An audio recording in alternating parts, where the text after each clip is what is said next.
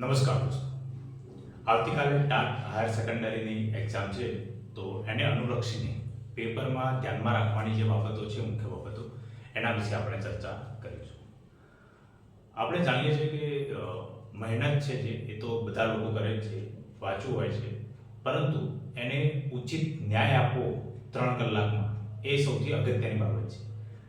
તમે ગમે એટલું વાંચ્યું હોય, પરંતુ જો 3 કલાકનો સમયગાળો છે એનો યોગ્ય રીતે ઉપયોગ ના કરી શકો તો ઘણીવાર એવું બનતું હોય છે કે તમને આવડતું હોય એ પણ તમે કરી શકતા નથી, અને ઘરે આવ્યા બાદ જો તમે એ પેપર સોલ્વ કરો તો તમારા ઘણા બધા માર્ક્સ એમાં વધી જતા હોય છે, પરંતુ પેપર વખતે ઘણી બધી ભૂલો થતી હોય છે.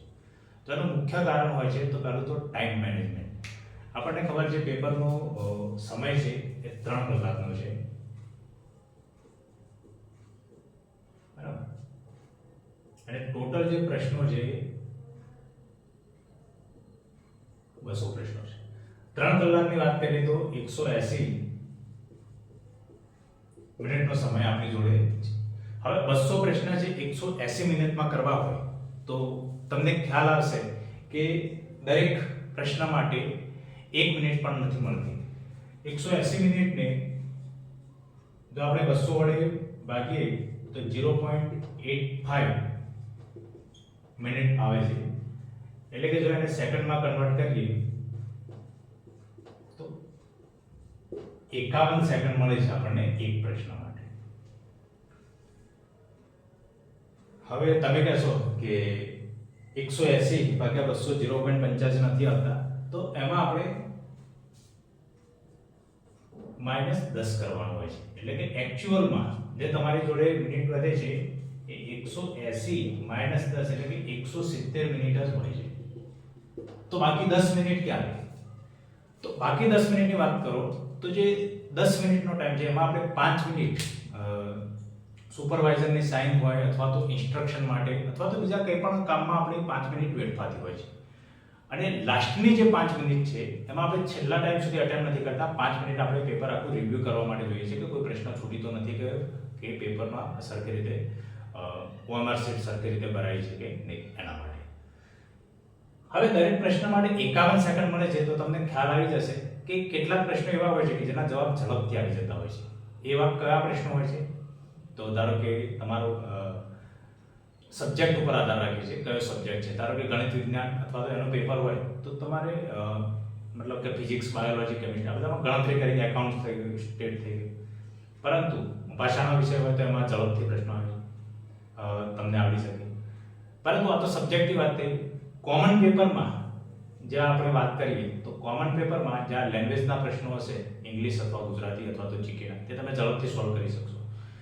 પરંતુ જે તાર્કિક અભિયોગ્યતાના પ્રશ્નો છે, શૈક્ષણિક અભિયોગ્યતાના પણ કેટલાક પ્રશ્નો એવા હશે કે જેમાં તમારે વધુ વિચારવું પડશે, કારણ કે તર્ક લગાવવો પડશે, તો જ તમારે ડાયરેક્ટ એમાંથી જવાબ આવશે. કારણ કે વાંચ્યું હોય એના ઉપરથી નહીં, તમે સમજ્યા હશો એ કન્ટેન્ટને રિયલ લાઈફ, તો જ તમે એનો જવાબ સાચી રીતે આપી શકશો. હવે સમય છે તો તમારે ધ્યાન રાખવાનું છે કે 51 સેકન્ડ એટલે આપણે એવરેજ 50 સેકન્ડ ગણીએ, બરાબર, કોઈ બી એક પ્રશ્ન માટે. તો પણ આપણને ખ્યાલ આવે કે ટોટલ 200 પ્રશ્નને જો 50 ના 4 સેટમાં આપણે વેચી દઈએ તો દરેક માટે આપણને 42.5 મિનિટ મળે છે.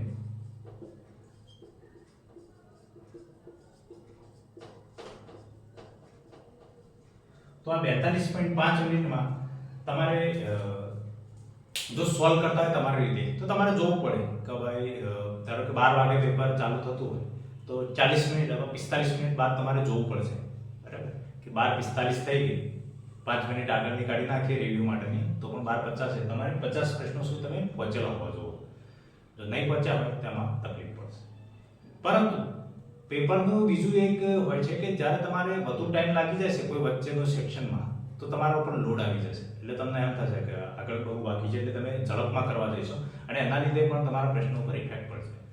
તો આ સિવાય પણ બીજી એક મેથડ છે કે તમે પહેલા જે પ્રશ્નો આવડતા હોય 200 સુધીમાં અને જેમાં ખૂબ જ ઓછા ટાઈમમાં જવાબ આવતો હોય, ધારો કે 40 સેકન્ડ સુધીમાં જવાબ આવી જતો હોય, 30 સેકન્ડ સુધીમાં ઝડપથી જવાબ, અને જે આવડતા હોય એ પહેલા એકવાર ટીક કરી લો. જે ના આવડતો હોય એની સામે એક સામાન્ય ડોટ કરતા જાઓ પેન્સિલથી, તમારા માટે કે તમને યાદ રહે કે બીજી વાર આ ક્વેશ્ચન આપણા બાકી છે. એનો ફાયદો શું થશે કે તમે છેલ્લા સુધી 200 સુધી પહોંચી જશો એકવાર, ત્યારે તમને એકવાર શાંતિ મળી જશે કે જેટલા પ્રશ્નો મને આવડે છે એટલા તો મેં કરી દીધા છે, અને માર્ક એમાંથી લેવાના છે. કારણ કે તમારા શોર્ટ પ્રશ્નો હશે. ધારો કે એમાં તમે 90 પ્રશ્ન કર્યા, 80 પ્રશ્ન કર્યા, તો તમારા 90 અથવા તો 80 માર્ક મતલબ કે તમારા ફિક્સ છે કે તમને આવડતા છે એટલે જ કર્યા છે, એટલે એમાંથી જ માર્ક આવવાના છે. ક્રાઇટેરિયા આપણો જે છે 120 110 માર્કનો જે આપણો તમારો ટાર્ગેટ હોય, એ ટાર્ગેટ સુધી પહોંચવા માટે પછી બીજા રાઉન્ડમાં તમે આવશો, તો બીજા રાઉન્ડમાં તમને જે આવડતા હોય પણ ટાઈમ લેતા હોય એવા પ્રશ્નો હોય એ કરવાના છે જ્યારે ફરીવાર શરૂ કરશો. અને જે લાસ્ટ તમારો જે અટેમ્પ્ટ આવે છે એમાં તમારે એ પ્રશ્ન કરવાના હોય છે કે જેમાં તમે ધારો કે 50-50% ચાન્સ હોય, અહીંયા 0.25 માર્ક નેગેટિવ છે. તમે એવું વિચારો કે હું 4 પ્રશ્ન કરીશ તો ધારો કે મારે 3 ખોટા પડશે તો 0.75 જ કપાશે, પરંતુ 1 પડશે તો સાચો માર્ક, તો 1 માર્ક આવી જશે. 4 માંથી 1 ધારો કે સાચો પડે તો 0.25 નો ફાયદો થશે. પરંતુ મારે એવું માનવું છે કે જેમાં તમે 50-50% બે વિકલ્પોમાં કે આ બે વિકલ્પ તો આવતા નથી, આ બે વિકલ્પ આવે છે, એવો જ પ્રશ્ન અટેમ્પ્ટ કરજો. બિલકુલ ખબર ના પડતી હોય કે કયો આવશે ખ્યાલ જ નથી, તો એને સ્કીપ કરવો વધુ યોગ્ય રહેશે. કારણ કે 50-50% વાળા પ્રશ્નો છે, ધારો કે એમાંથી બેમાંથી એક પણ સાચો પડી ગયો, તમારે 1 માર્ક આવશે, કપામાં તમારે 0.25 કપાશે, એટલે કે 0.75 મળશે. પહેલામાં જે 0.25 નો ફાયદો થાય છે એની જગ્યાએ અહીંયા 0.75 નો ફાયદો થાય છે. તો જ્યારે બીજાની સરખામણીએ તમારા માર્ક પણ ખૂબ જ ઝડપથી વધશે. એટલે જે માર્ક્સ જે પ્રશ્નમાં તમને બિલકુલ ખબર ના પડતી એ પ્રશ્ન સ્કીપ કરવો જોઈએ એવું મારું માનવું છે. તો તમારા માર્ક્સમાં બે પ્રશ્ન કર્યા 50-50% તમે કન્ફર્મ તો બે વિકલ્પમાં આમાં 50% આ આવશે, એ આવશે, કાં તો બીજા આવશે, સીડી તો આવતો નથી, તમને ખ્યાલ છે. એ રીતે બે પ્રશ્ન કર્યા, ધારો કે એમાંથી એક બી સાચો પડે તો 0.75 નો ફાયદો થશે, 0.25 કપાય. ચારે કર્યા તમે અને ચારમાંથી ધારો કે એક સાચો પડી ગયો, 3 ખોટા પડ્યા, તમને બિલકુલ ખ્યાલ જ નથી એવા પ્રશ્ન કર્યા, તો એમાં તમારું નુકસાન, તમારી સંભાવના વધી જાય છે. 0.25 નુકસાન મતલબ ફાયદો થશે પણ 0.25 નું જ થશે, એટલે આપણો ફાયદો ઓછો થઈ જાય છે એમાં. બરાબર, આગળ તો તમે તમારી રીતે ફેસલો લઈ શકો છો. બીજું તમારે સમયનું ખ્યાલ રાખવાનો છે. જો તમે પહેલાથી સળંગ રીતે જવા માંગતા હોય કે એવું નહીં કે પહેલી વાર એક જ વાર પૂરું કરી દીધું, જેટલા આવડે એટલા તમે જેટલા શાંતિથી પણ જે આવડે છે એ પણ સોલ્વ કરીને જવા માંગો છો, તો તમારે ટાઈમ ખૂબ જ ઇમ્પોર્ટન્ટ થઈ જાય છે. તમારે જોતા જવાનું છે કે 50 પ્રશ્ન થયા તો મારે 42.5 છે, પરંતુ એ આપણે છેલ્લા માટે થોડી રિવ્યુ માટે મિનિટ કાઢી નાખીએ, અઢી મિનિટ એટલે 10 મિનિટ, તો પણ આપણે 40 મિનિટમાં થાય તો 40 ટોટલ 160 મિનિટ થાય છે. 20 મિનિટ વધે છે, પરંતુ 20 મિનિટ એવું કે તમારે જે ખાલી છોડી ગયા હશો એમાં પાછા આવવાનું છે, એમાંથી પણ કોઈ અટેમ્પ્ટ કરવાના હોય જે રીતે મેં કહ્યું, તો એમાં માટે તો જો તમે ડાયરેક્ટ સળંગ કરવા જતા હોય કે જે મતલબ કે જેમાં ટાઈમ લાગતો હોય એ પણ પ્રશ્ન ને જો તમે ન્યાય આપવા માંગતા હોય તો એના માટે તમારે 40 મિનિટનો ટાઈમ રાખીને જવું યોગ્ય રહેશે. એટલે કે ધારો કે 12 વાગે પેપર ચાલતું હોય તો 12:40 સુધીમાં મારા 50 સુધી પહોંચું, એટલે એવું નહીં કે 50 સુધી પહોંચવું જ જોઈએ, પરંતુ તમારે એના આસપાસ હોવા જોઈએ. એવું નહીં કે પહેલી 40 મિનિટ જતી રહી, તમે ફક્ત 20 પ્રશ્ન જ કર્યા છે અને પાછળની જે તમારે 40 મિનિટ વધે છે એમાં તમે 50 પ્રશ્ન કરી લો, સોરી 50 તો આપણો એવરેજ રાખેલો છે, પાછળની 40 મિનિટ એમાં તમારે 100 પ્રશ્નો કરવાના આવી જાય. કારણ કે આમાં 20 કર્યા, આમાં 30 કર્યા, આમાં પાછા 20 કર્યા, પણ આપણા પ્રશ્નોની સંખ્યા 200 છે, તમારે એ ધ્યાન રાખવાનું છે. 12:40 પછી તમે ફરીવાર 40 મિનિટ ગણો તો 12:40 પછી કેટલી થાય, 1 ને 20 થઈ, તો 100 પ્રશ્ન તમારે 1 ને 20 મિનિટ સુધીમાં તમારે થઈ ગયા હોય. ત્યારબાદ 150 પ્રશ્ન, તો 1 ને 20 થી લઈને 1 ને 40 ને 60 એટલે કે 2 વાગ્યા સુધીમાં, અને ત્યારબાદ 2:40 સુધીમાં આ થઈ જાય 200 પ્રશ્ન તમારા થઈ ગયા. એટલે કે 200 નહીં, એના અંદર પણ તમારે જે નહીં આવડતા હોય, ખાલી હશે, એ બધું ટીક કરવા બાકી છે, તો 20 મિનિટ તમારે એમાં કામમાં આવશે. અને 10 મિનિટ તો ઓલરેડી આપણે કહી હતી, ધારો કે રિવ્યુ કરવામાં જાય એમાં એવું નહીં કે 10 મિનિટ જ તમારે કરી શકે, કોઈને 5 મિનિટ પણ થાય, પરંતુ આપણે 10 મિનિટ આપણે એમાં માઇનસ કરી છે એવરેજ કે બધાની, ધારો કે 10 મિનિટ સુધી લાગી શકે, મેક્સિમમ 10 મિનિટ છે, 10 થી વધારે નહીં લાગે, 10 થી ઓછું લાગશે, કોઈને 5 મિનિટ રિવ્યુ કરતા પાછળ અને બીજો જે એક્સ્ટ્રા ટાઈમ બચે. બીજું તો પેપર, બીજી જે એક ખાસ વાત કરીએ તો પેપરના પહેલા મનને એકદમ શાંત રાખવું જરૂરી છે.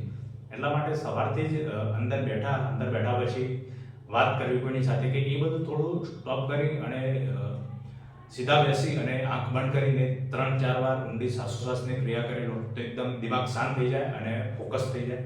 જો એ ટાઈમ તમે શાંત બેસીને ફોકસ કરશો દિમાગ, તો જેટલા પણ પ્રશ્નો વાંચેલા હશે તે ધીરે ધીરે યાદ આવશે. પેપર આવે એટલે હડબડીમાં નથી આવી જવાનું. હડબડીમાં તમે ત્યારે જ આવશો કે જ્યારે તમારી જોડે ટાઈમ મેનેજમેન્ટ ના હોય અને વધુ ટાઈમમાં એટલે કે ઓછા ટાઈમમાં વધુ પ્રશ્ન કરવાના હોય, એ સમયે આ વસ્તુ તમારે થતી હોય છે. પરંતુ જો તમે ટાઈમ મેનેજમેન્ટથી કરો તો હળબડીમાં ક્યારેય નહીં આવો અને જેટલા તમને આવડે એટલા કરી શકશો. આ પરીક્ષાના માર્ક ક્યાંય પણ ગણાવવાના નથી મેરિટમાં, ફક્ત આમાં પાસ થવાનું છે, બરાબર? એટલા માટે આપણે આમાં ટાર્ગેટ રાખીને ચાલવાનું છે. આના માર્ક્સ 200 માંથી 200 લાવી રહ્યા છો તો પણ તમારે એનો મેથ્સમાં કંઈ ફાયદો નહીં થાય કે આમાં 200 માં 200 થઈ ગયા તો આની કંઈ ગણતરી થવાની નથી. એટલે આમાં ફક્ત પાસ થવાનું છે, પાસિંગ માર્ક છે, ક્વોલિફાઈડ કરવાની છે એક્ઝામ. તો આ રીતે ટાઈમ મેનેજમેન્ટ કરીને સારી રીતે કરશો તમે તો તમારું ક્વોલિફાઈડ થઈ જશો. માર્ક્સ આવવાના છે એ તો તમારા લખાણ ઉપરથી આવવાના છે, જે મેન્સ એક્ઝામમાં છે. તો આટલું વાત હતી. તો આવતીકાલે પેપરમાં ધ્યાન રાખજો અને બધાને ખૂબ ખૂબ શુભેચ્છાઓ પરીક્ષા માટે. ધન્યવાદ.